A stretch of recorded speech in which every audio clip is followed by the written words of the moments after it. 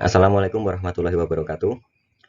Pada kesempatan kali ini, kami akan mempresentasikan hasil diskusi kami mengenai standar operasional pelaksanaan pekerjaan pemasangan penutup lantai dan penutup plafon pada mata kuliah administrasi proyek semester 6 tahun 2022.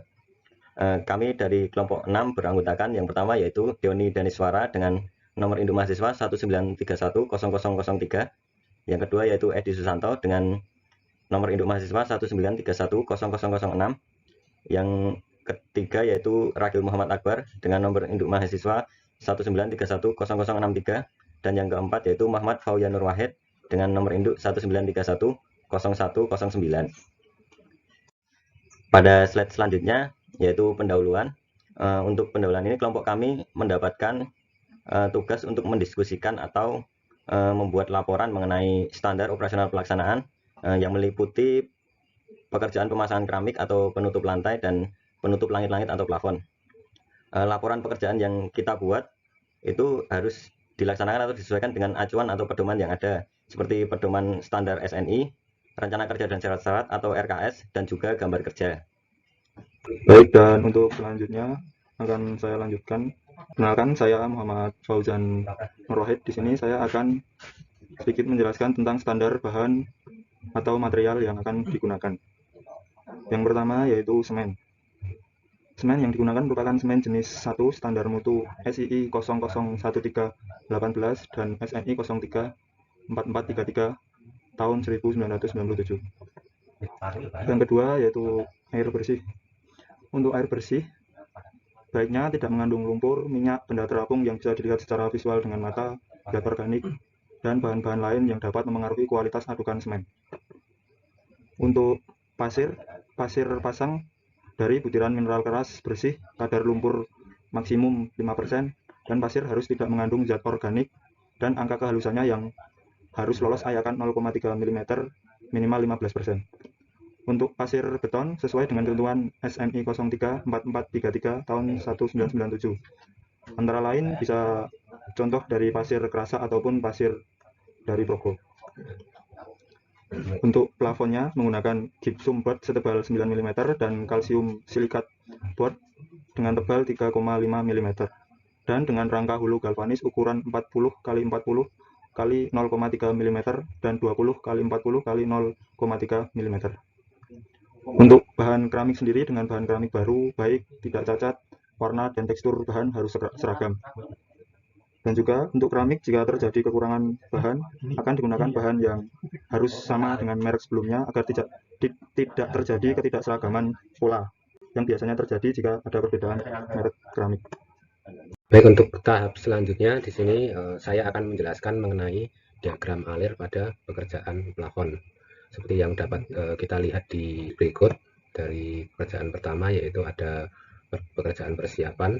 Di sini yang dimaksud pekerjaan persiapan yaitu bisa berupa persiapan bahan dan juga persiapan alat. Untuk persiapan bahan sendiri, yang pertama itu ada persiapan board gypsum dan juga kalsibot atau lainnya sesuai dengan spesifikasi yang telah ditentukan. Kemudian ada pekerjaan persiapan rangka, kemudian ada kasa gypsum, tepung gypsum, dan juga skrop. Kemudian untuk pekerjaan persiapan yang kedua yaitu persiapan alat, itu berupa yang pertama bisa menggunakan tangga atau scaffolding, dan juga selanjutnya ada persiapan bor listrik untuk memasang baut pada rangka dan board gypsum. Kemudian dapat kita lihat untuk selanjutnya yaitu ada pekerjaan marking elevasi. Di sini adalah awal kita memulai yaitu dengan menentukan ketinggian plafon yang akan kita kerjakan. Apabila ketinggian sudah ditentukan dan sudah diberi tanda-tanda, maka untuk selanjutnya kita dapat melakukan inspeksi. Untuk yang pertama yaitu dengan memberitahukan kepada pengawas apakah ketinggian tersebut sudah sesuai dan sudah memenuhi sesuai apa yang tercantum pada gambar atau belum. Jika belum, kita dapat kembali ke yang tahap sebelumnya, marking elevasi. Namun jika sudah, kita dapat melanjutkan ke tahap yang selanjutnya, itu tahap pemasangan penggantung dan rangka tepi. Di sini pasang penggantung yaitu dapat berupa kawat yang nantinya adalah sebagai fungsi perkuatan pada rangka plafon. Kemudian pemasangan rangka tepi dipasang pada bagian tepi yang menempel pada dinding dipasang di sekeliling ruangan yang akan diplafon. Kemudian untuk selanjutnya yaitu pasang tarikan benang sebagai acuan elevasi dan kelurusan plafon. Di sini kita juga melakukan pengecekan untuk ketinggian plafon. Untuk yang selanjutnya yaitu pasang rangka plafon. Rangka di sini menggunakan besi hulu galvanis dengan ukuran 40-40 dan 20-40. Nah, jika rangka sudah terpasang, kemudian untuk tahap selanjutnya yaitu ada pekerjaan marking posisi aksesoris ME.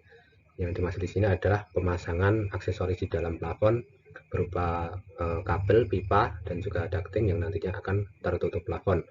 Jika semua sudah tertata rapi, kita dapat melakukan inspeksi lagi. Untuk selanjutnya sesuai, maka kita dapat melanjutkan untuk pemasangan panel gipsum atau panel kalsibot. Panel kalsibot ini dipasang dengan menggunakan baut dan skrup. Nah, setelah terpasang, selanjutnya kita dapat menentukan titik atau lubang posisi aksesoris ME, yaitu seperti titik lampu dan AC. Kemudian untuk selanjutnya setelah terlubangi dan semua sudah terpasang, kemudian adalah tahap finishing permukaan plafon. Nah, di finishing ini ada pekerjaan kasa, yaitu dipasang pada pertemuan antara panel gipsum pada nana ditutup dengan kasa, kemudian dengan kompon. Untuk selanjutnya dicat. Kemudian untuk tahap terakhir yaitu dapat dilakukan pemasangan aksesoris ME, yaitu berupa lampu-lampu.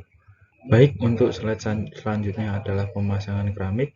Langkah awal yang dilakukan adalah melakukan persiapan alat dan bahan. Alat yang digunakan adalah cangkul, ember, cetok, palu karet, benang, paku, waterpass. Sedangkan bahan yang digunakan adalah keramik, semen, pasir, air, semenat, dan biasanya kalau tukang itu buat penyemangat adalah kopi dan rokok. Langkah selanjutnya adalah marking. Marking adalah penentuan pemasangan keramik dengan menggunakan paku dan benang untuk menentukan elevasi dan pola pemasangan. Apabila sudah sesuai, maka dilanjutkan langkah selanjutnya. Apabila belum, maka diperbaiki. Langkah selanjutnya adalah sortir keramik. Memilih keramik dengan motif dan ukuran keramik yang seragam. Untuk keramik yang pecah, jangan dipakai. Nanti tidak sesuai. Langkah selanjutnya adalah rendam keramik dengan air. Perendaman dilakukan agar keramik jenuh, agar semen melekat dengan sempurna. Langkah selanjutnya pemasangan kepalaan. Sebelum dilakukan pemasangan keramik, pada ruangan lantai harus dipasang uruk pasir kurang lebih 10 cm, dipadatkan dengan rapat beton setebal 5 cm. Setelah itu, menyiapkan bahan perekat pemasangan lantai dengan campuran atau spesi 1 PC banding 2 PS. Untuk pemasangan kepalaan harus diperhatikan agar menghasilkan rangkaian yang rapi dan baik dan rata. Apabila belum sesuai, maka diperbaiki agar sesuai elevasinya dan tata letaknya supaya rapi. Untuk keramik bagian pojok ruangan biasanya dilakukan dengan memotong. Biasanya itu setiap pojokan itu disesuaikan kurangannya berapa, nanti dipotong sesuai dengan motifnya. Dan pastikan elevasi keramik sesuai dengan cara mengecek dengan menggunakan waterpass. Apabila belum sesuai elevasinya, bisa menggunakan dengan palu karet dengan memukul-mukul. Langkah selanjutnya adalah pengisian nat. Pengisian nat dilakukan pada saat semua pemasangan keramik sudah selesai dan sudah mengering. Apabila semen keramik belum mengering, akan mengakibatkan keramik menggelombang atau kopong. Nat disesuaikan dengan warna keramik tersebut agar seragam. Di slide berikutnya ini saya akan menyebutkan dasar-dasar dari pengendalian pekerjaan atau dasar-dasar dari laporan pelaksanaan pekerjaan yang telah kelompok kami diskusikan pada slide sebelumnya. Untuk pekerjaan plafon, kita mengacu pada NI nomor 5 tahun 1961 dan NI nomor 0458 tahun 1961. Sedangkan untuk pekerjaan keramik, kita mengacu pada peraturan-peraturan ASTM dan peraturan keramik Indonesia pada SNI SO4 1989, SNI SO6 1989, dan SNI SO5 1989. Sekian presentasi dari kelompok kami. Bila ada kekurangan, kami mohon maaf sebesar-besarnya. Terima kasih. Wassalamualaikum warahmatullahi wabarakatuh.